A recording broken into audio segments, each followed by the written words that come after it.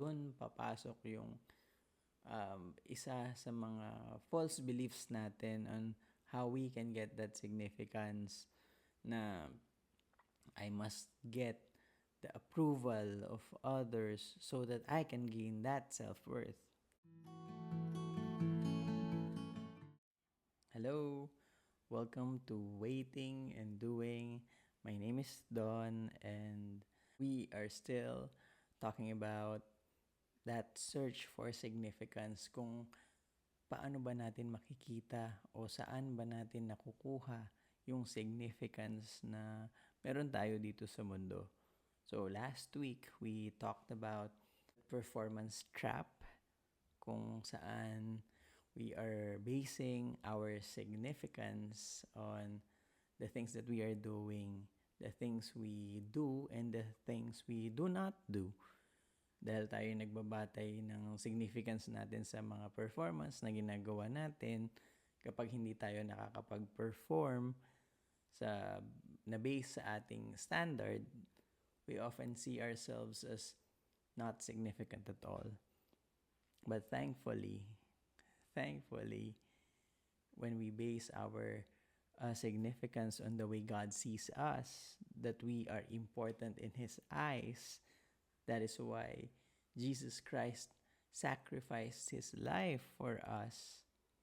And when we believe in Him as our Savior, then we know na meron na pala tayong significance sadya, na everything that we do when we receive Jesus Christ ay based sa how He sees us, how God sees us, how important we are in His eyes, how that great exchange when Jesus Christ sacrificed His life for us, na kaya meron na tayong significance sa mata niya, then we can have that freedom to do what God wills us to do, that we can do what God wants us to do based on His purpose and plans for us. So, mas madali na.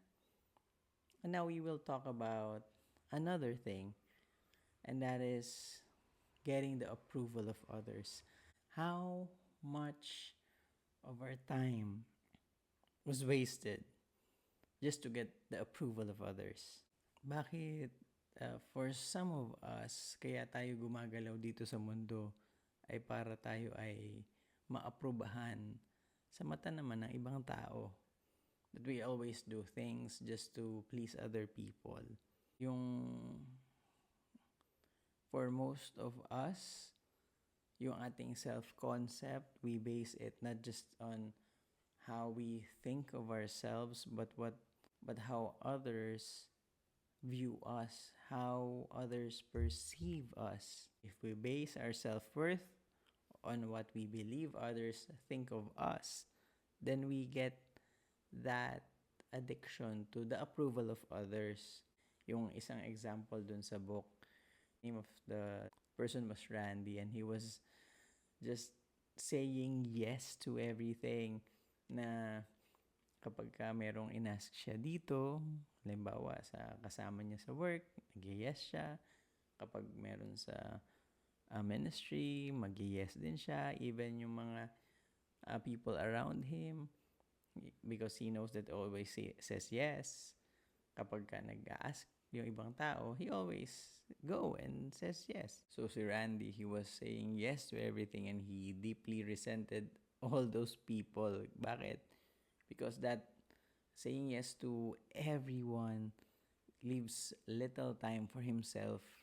Doon siya nagagalit.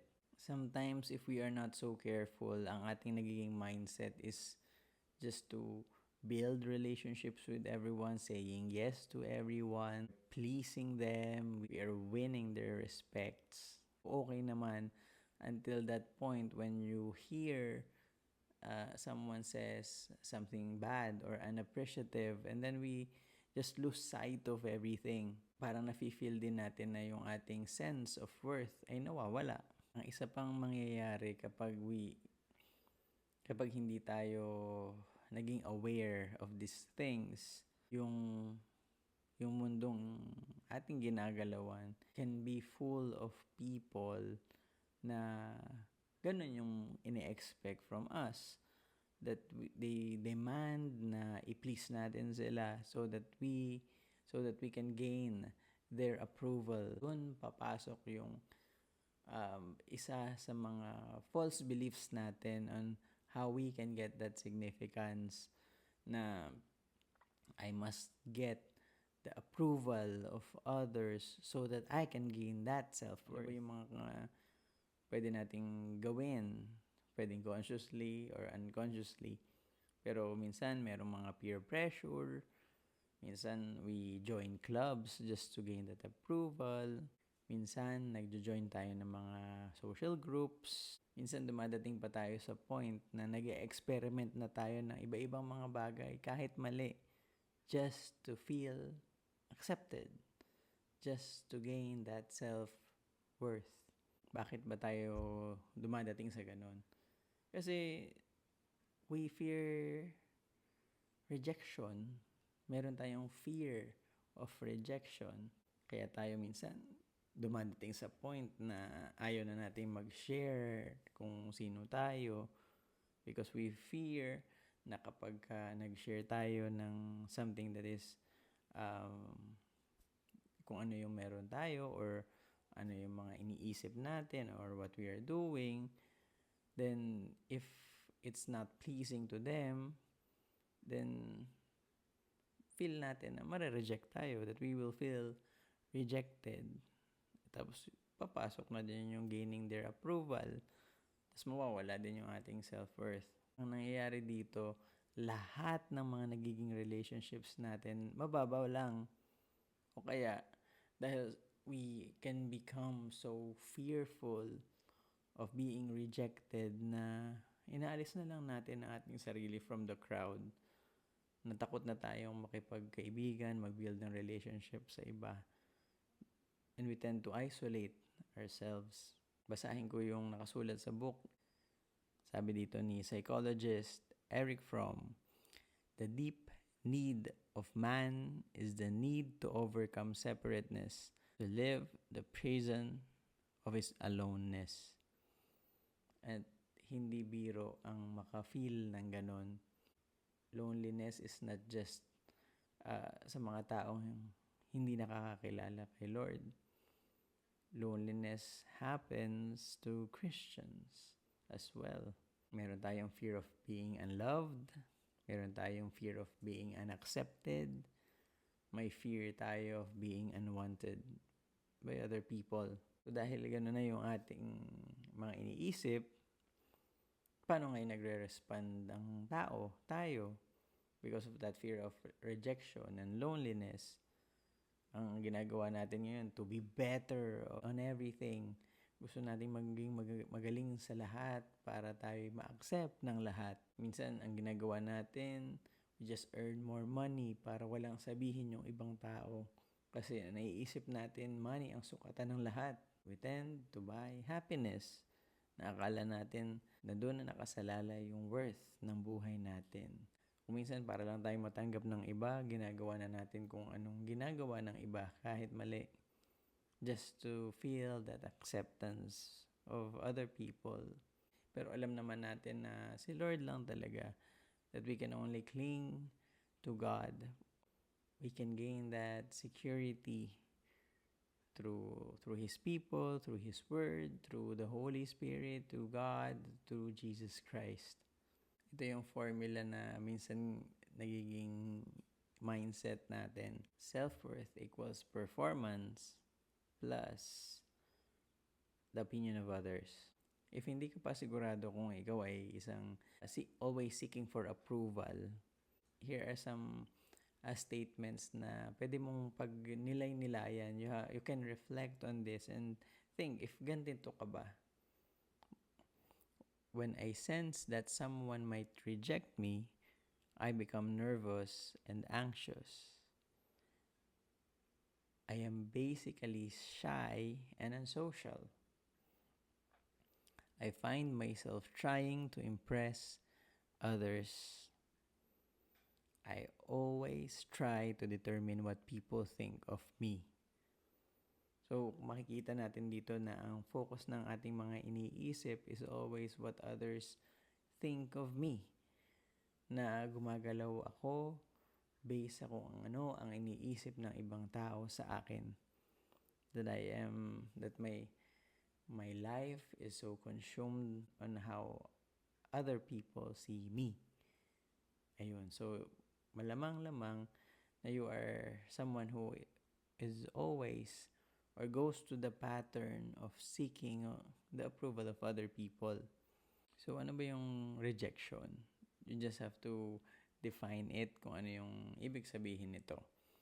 Rejection is a type of communication. It conveys a message that someone else is unsatisfactory to us, that he or she doesn't measure up to a standard we've created or adopted. So kapag meron tayong sinet na standard, tapos feeling natin, hindi siya naka-reach dito, then sometimes we reject them. May tendency tayo to reject other people dahil sa ating sarili, hindi siya nakapasa sa ating standard na naset. Rejection is willfully used as an act of manipulation designed to control someone else. So, pwedeng ganun yung mangyayari. Yung rejection na gagawin natin sa ibang tao is a way of manipulating them. Rejection is manifested by an outburst of anger, a disgusted look, an impatient answer, or a social snub. Ginagawa natin to. Kahit tayo, sometimes we can reject other people without knowing it. Whatever the form of behavior, it communicates disrespect, low value, and lack of appreciation. Nothing hurts quite like the message of rejection. Kung tayo, we are so scared of being rejected, sometimes, ginagawa din natin sa iba. Na we have, in our mind, we have that set of standards that people need to act. Kaya ang ginagawa natin, reject natin sila. Pero tayo, we are so also that scared to be rejected, di ba? Whether it's yung physical or sa social media or anywhere else. Wala pa akong nakilalang tao na nagustuhan niya na ma-reject siya. Bakit?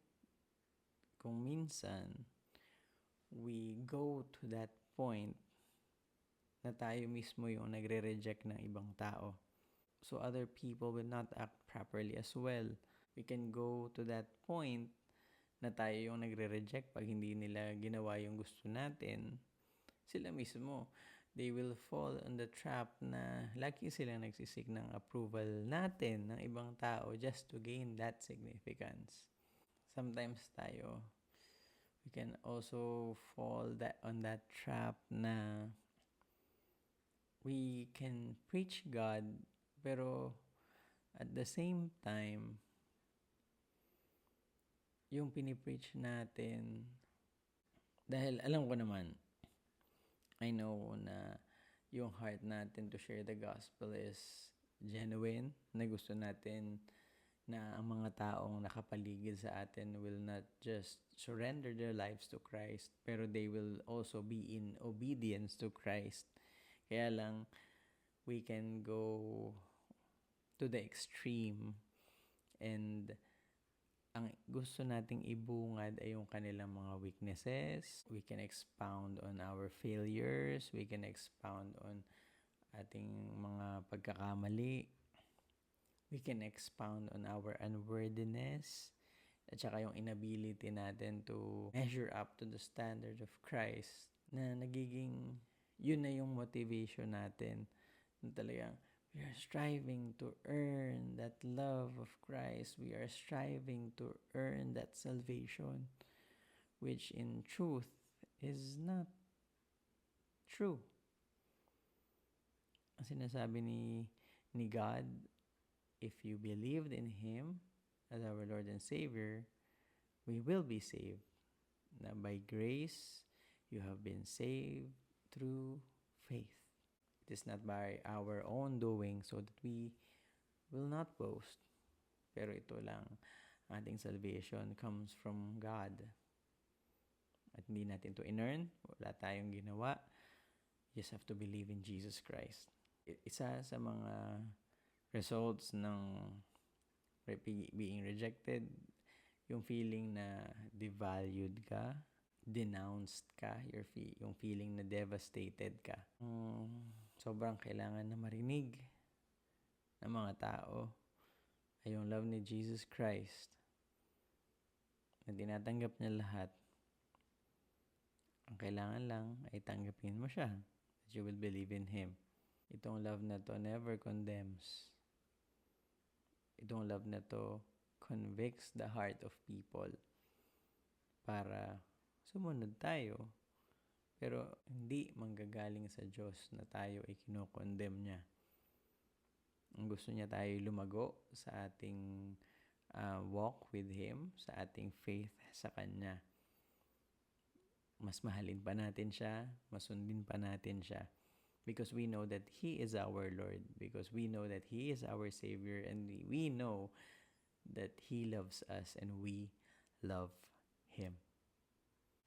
Ito pwede ring ma-experience ng mga anak sa kanyang mga magulang. So we also have to be careful. Ako mismo, I have this relationship sa aking mga anak. And I am so careful to just set the standards na alam ko naman hindi naman kayang magawa ng aking mga anak. And if you're not too careful, then ito yung mai-inculcate natin sa kanilang mga minds. At ito rin yung how they will live their lives. Not as free people. Not as people who are freed by God, but people who are in bondage to sin or bondage to legalism. Bondage to striving to earn that love of Jesus Christ. Yung grace ni Lord ay sufficient. Yung grace ni Lord will give us strength, will give us understanding, also give us that loving relationship with God, and loving relationship with people.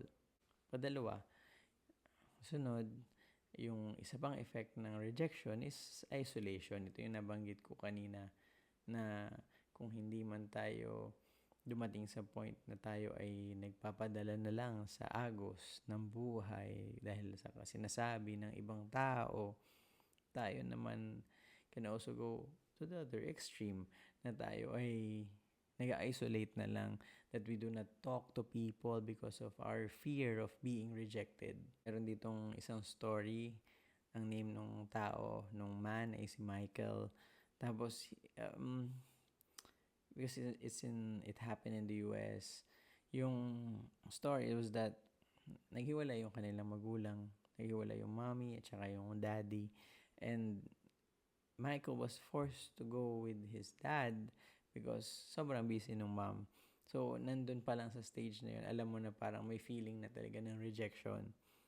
Tapos di nagkaroon ng ibang kasama si dad niya, na meron ding yung girl na nakasama niya, meron ding ibang mga anak. So meron silang 3 anak. And that yung woman na nakasama ngayon ng kanyang tatay, mas pinapakita yung affection, yung love dun sa 3 niyang tunay na anak. And then another level of rejection na na-feel ni Michael. So kahit nung siya ay nag-asawa na, ayos naman yung asawa, kaya lang yung meron pa rin siyang fear na ipakita yung buong pagmamahal niya kasi nga natatakot siya na ma-reject siya. Natatakot siya na pagka ipinakita niya yung totoong siya, na pwede siya ma-reject ng tao, and ayaw rin niyang ibuhos yung buong pagmamahal niya kasi pag dumating yung point na marireject na siya, he thinks that he cannot bear the pain na pwedeng maramdaman niya because of that rejection. So, ito yung nagagawa natin when we are experiencing that rejection Sabi dito ni Robert McGee, we can project a cool, impervious behavior while not having deep, satisfying relationships.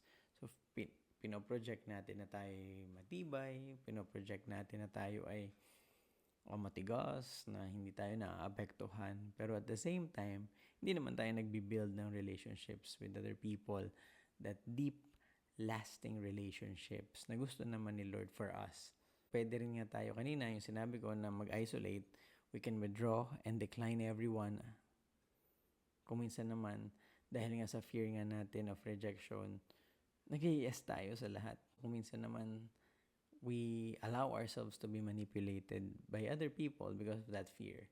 Kung minsan naman, sobra naman tayong sensitive na hindi na tayo gumagalaw para lang hindi tayo ma-reject. Some even experience nervous disorders because of that fear. Meron ka nang nafe-feel na mga may disorders ka nang nararamdaman, you need to seek professional help. Basahin ko yung sinabi ni Robert McGee dito. Our fear of rejection will control us to the degree by which we base our self-worth on the opinion of others rather than on our relationship with God. Our dependence on others for value brings bondage, while abiding in the truths of Christ's love and acceptance brings freedom and joy. Ang sayang sumunod sa isang Panginoon na alam mong magbibigay sa atin ng freedom, kalayaan, at joy, kagalakan. Na una, tinanggap niya na tayo. Tingin niya sa atin ay significant na, and now we are given that freedom, that joy to follow Him, that joy, that freedom to obey Him, that joy, that freedom to just love Him for eternity. Sinabi dito sa Galatians 1:10, for am I now seeking the favor of men or of God? Or am I striving to please men? If I were still trying to please men, I would not be a bond servant of Christ. We do not move, hindi tayo gumagalaw dito sa mundo to have that approval of men. Isa lang yung audience natin, at yun ay ang ating Panginoon. Alam naman natin na mahal tayo ng ating Panginoon. At alam naman natin na mahal niya tayo. We cannot seek both the approval of God and of men. So, therefore, sabi ni McGee, the only way we can overcome the fear of rejection is to value the constant approval of God over the conditional approval of people. Yung approval ng people, nag-iiba. Pwedeng approved ka ngayon, pwedeng tomorrow, hindi na. Pero yung approval ni God ngayon ay andyan, at ang approval ni God tomorrow is still there. We can move freely. We can have that freedom na alam natin na approved na tayo ng ating Panginoon. Kasi pagka hindi tayo nag-ingat, yung constant seeking natin ng approval, it will control us. Pwedeng ma-devour pa nga tayo ng ating pag-seek ng approval ng ibang tao. Kahit nga, halimbawa, nakakarinig ka na ngayon ng approval, ang magiging response natin to be better, to strive harder, kasi we are so scared of being disapproved by people. Pagka hindi natin ginawa yung best natin, yung standard na sinet din natin sa ating sarili, because we cannot really please everyone. We will arrive at a point na pwede tayong hindi makatanggap ng approval ng ibang tao. Pero ngayon alam mo na, hindi pa rin tayo makakasigurado na hindi na natin ito maiiwasan. pwedeng mag-pop out pa rin sa ating mga minds na isik pa rin yung approval ng iba. Kasi, yung body natin, ang gusto talaga, ang sinasabi lagi ng body natin is to avoid experiencing pain. Di ba kanina napag-usapan natin na yung effect ng rejection is pwede mag-result sa pain. Maybe not physically, but emotionally. Ayaw natin na ma-reject tayo ng ibang tao. So dahil ayaw natin na maka-experience ng pain, balik na naman tayo sa dati na we will do our best just to gain the approval of other people. Pero pagka dumating tayo dun sa point na unti-unti na naman tayong bumabalik sa ganung mindset, we remind ourselves that we are already fully pleasing to God. Just like what Robert McGee said, the Holy Spirit will continue teaching us how to apply this liberating truth to different aspects of our lives at an increasingly deeper level. In fact, one evidence of His work within us is the ability to see new areas of our lives in which we are allowing the opinions of others to determine our sense of worth. So ngayon pa lang, thankful na tayo kasi nare-reveal na sa atin na pwede nga pala tayong magbatay ng ating worth sa sarili natin dun sa approval ng ibang tao.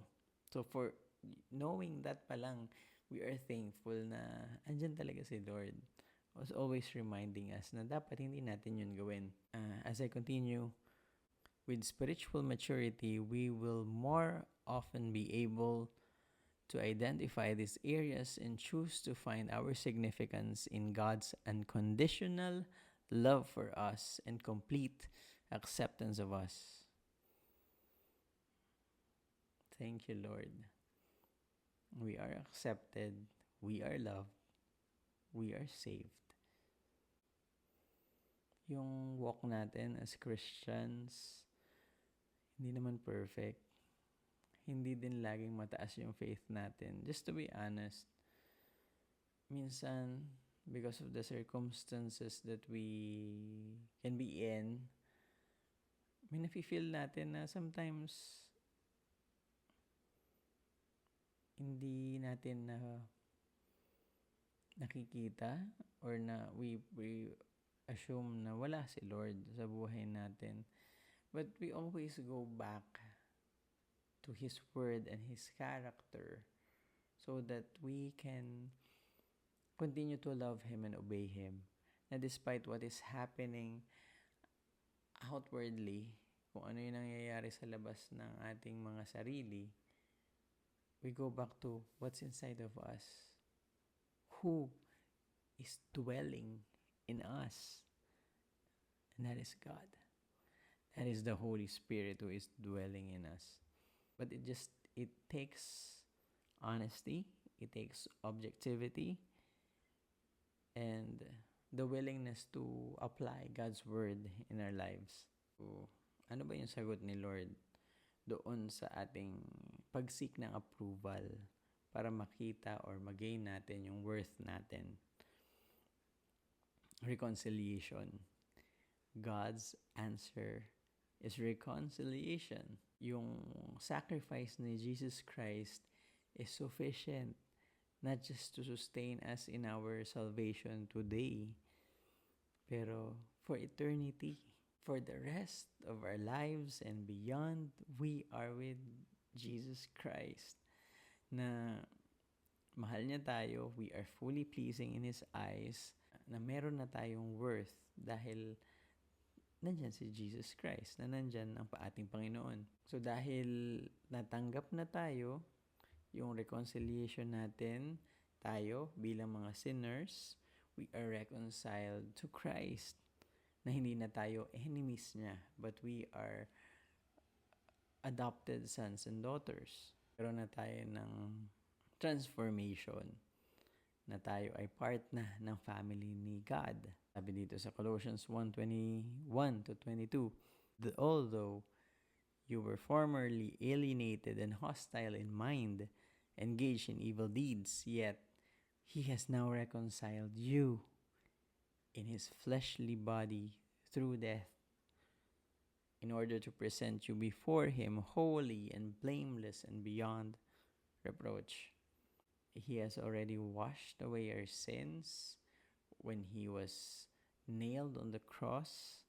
So, meron ng reconciliation. Hindi na natin kailangang mag-strive to get that relationship with God because we are also already reconciled to God because of Jesus' sacrifice. Ang ganda ng isang point dito ni Magi na humingi na tayo ng tawad, napatawad na tayo, and we sometimes unconsciously think na hindi enough yung forgiveness ni God ng ating mga kasalanan. And sometimes we think na parang ang hirap pa rin makitungo sa ibang tao kasi we are reminded of the sins that we did. Pero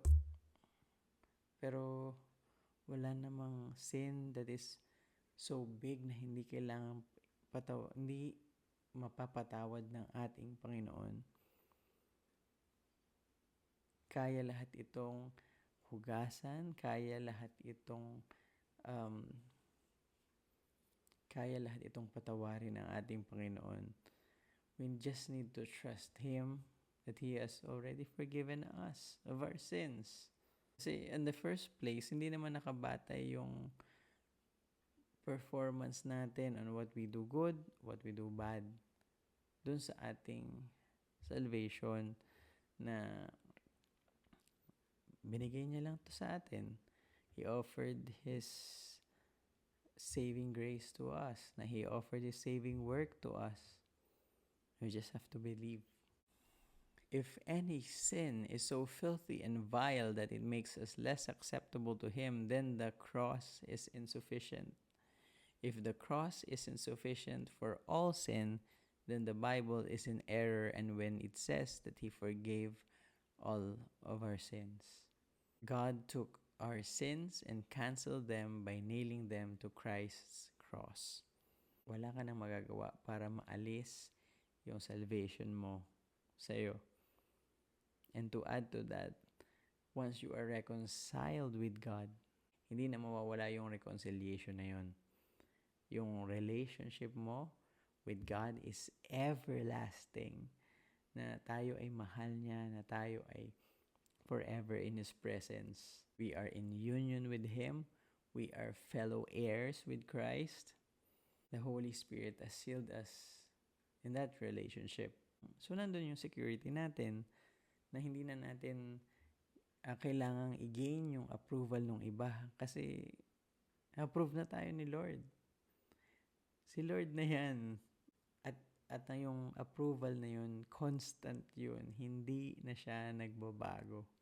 And all that we can say right now is thank you, God, for you have accepted me when I am so unacceptable. Sino pa ba nakakakilala sa atin kundi ang mga sarili natin? And we can say to ourselves that we are so undeserving of that love of God because we know our sins. Pero buti na nga lang at hindi tayo nagkaroon ng salvation based on our performance, na tayo nagkaroon ng salvation because of the saving work of Jesus Christ, na tayo ay sinave niya dahil mahal niya tayo. So with that, there's also reconciliation, na yung kanyang pagre-restore ng relationship natin as sinful people, na-restore na tayo yung relationship natin kay God. We are also thankful. Meron lang ako mga babasahin na verses, questions, and verses as based doon sa book ni Robert Magi. Why was Christ's blood shed? So in John 3:16, for God so loved the world that He gave His only begotten Son, that whoever believes in Him should not perish, but have eternal life. What is God's promise? Sabi sa John 5:24, Truly, truly, I say to you, he who hears my word and believes him who sent me has eternal life and does not come into judgment but has passed out of death into life. Asaya mga sinasabi ni Lord for us. What is the promise to the person who knows and believes? In John 10:27 to 28, my sheep hear my voice, and I know them, and they follow me. And I give eternal life to them, and they shall never perish. No one will snatch them out of my hand. Wow, that security that God gives to us, na hindi na tayo makukuha ng ibang tao o kung ano man, hindi na tayo masa-snatch out from His hand. With regard to conciliation, sinabi na, through what are we reconciled? In Romans 8:15, for you have not received a spirit of slavery leading to fear again, but you have received a spirit of adoption as sons, by which we cry out, Abba, Father. May relationship na. Ito yung verse na pwede nating we can lean on when it comes to the saving grace of God in Ephesians 2:8 to 9. The question is, according to what do we receive? Forgiveness. According to what do we receive? Forgiveness. For by grace you have been saved through faith, and that not of ourselves, it is a gift of God, not as a result of works, that no one should boast. And lastly, who is the perfecter of our faith? In 1 Peter 1:3 to 4, blessed be the God and Father of our Lord Jesus Christ, who according to his great mercy has caused us to be born again to a living hope through the resurrection of Jesus Christ from the dead, to obtain an inheritance which is imperishable and undefiled and will not fade away, reserved in heaven for you. He is indeed the perfecter of our faith. So maganda siyang laging isipin natin as mga Christians. Again, pwede tayong bumalik dun sa pattern na meron tayo before. That's why we always cling to God, cling to His Word. We also have to be aware na meron tayong mundo na sinful pa rin. We go back to the way of the world instead of the way of the Lord. Laging ang tingnan natin, we should focus our eyes on the Lord. Nandun yung freedom natin, nandun yung pagkakaroon natin ng maturity in our relationship in Christ. In our relationship with Christ, yung life natin matters more than our performances, more than our successes dito sa mundong ito.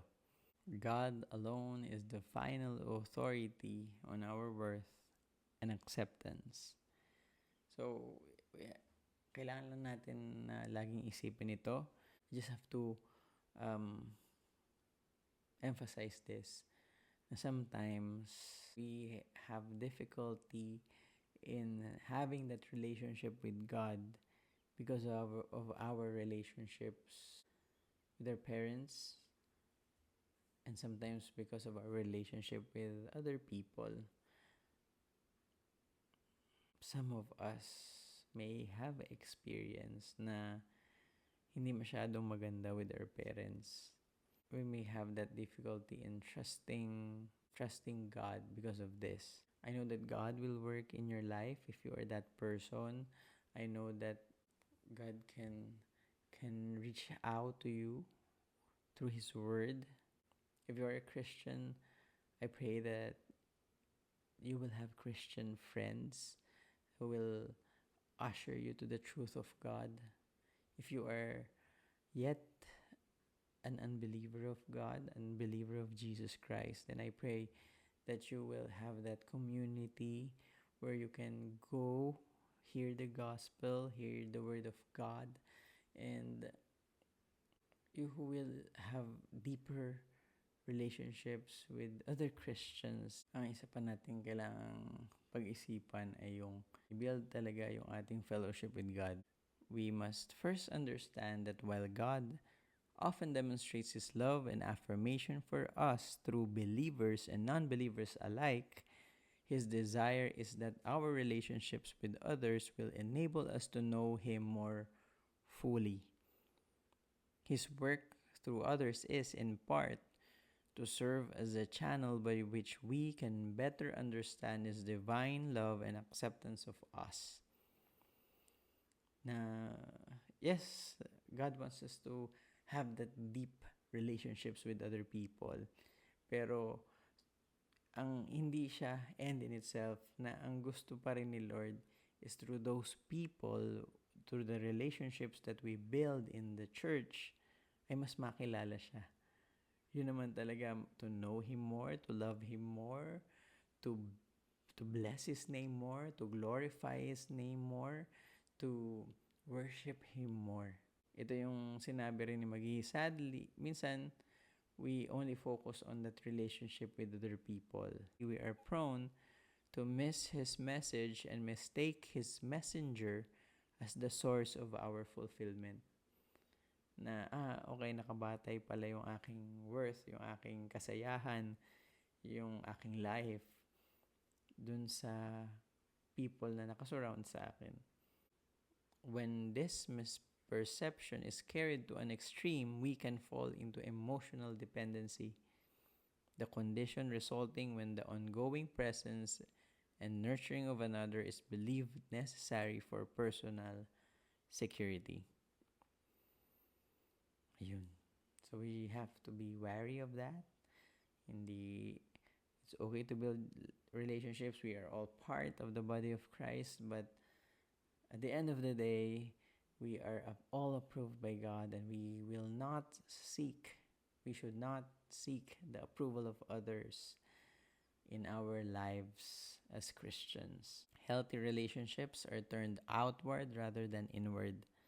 Healthy relationships encourage individuality rather than conformity, and are concerned with independence rather than emotional dependence. Healthy relationships point one's focus to the Lord and pleasing Him rather than toward the friendship and pleasing one another. So from that healthy relationship, paano natin malalaman kung tumatawid na pala tayo dun sa hindi healthy na relationship? Kung ito in-enumerate ni Maggie, if you are experiencing frequent jealousy, possessiveness, a desire for exclusivity, viewing other people as a threat to the relationship, we prefer to spend time alone with this friend and become frustrated when this does not happen. We become irrationally angry or depressed when this friend withdraws slightly.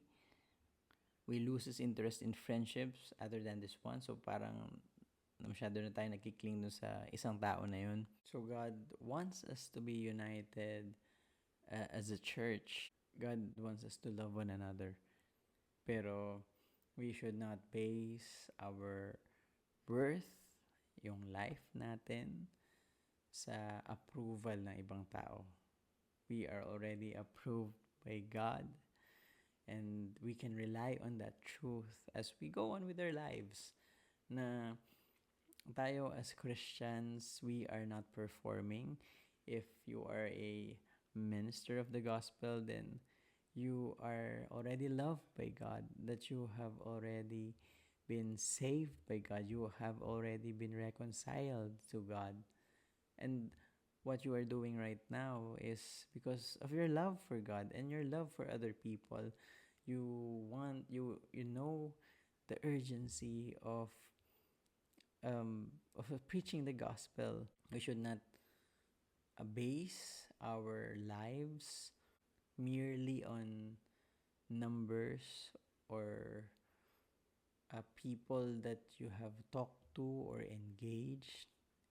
Yes, important that we preach the word of God to people, na hindi naman tayo mag-strive na gawin natin itong lahat ng ito para lang magmukha akong magaling. that I can please other people, that I can um, fulfill kung ano yung standard na sinet na ibang tao para sa akin. Ang gusto lang natin is to please God, to love God. Mahal na tayo ni Lord. Hindi na natin kailangang i-strive yung mga dapat nating gawin para lang magain yung pagmamahal niya. We are already reconciled to Him. Nandun na tayo. That is one approach that we can fall into if we are not careful.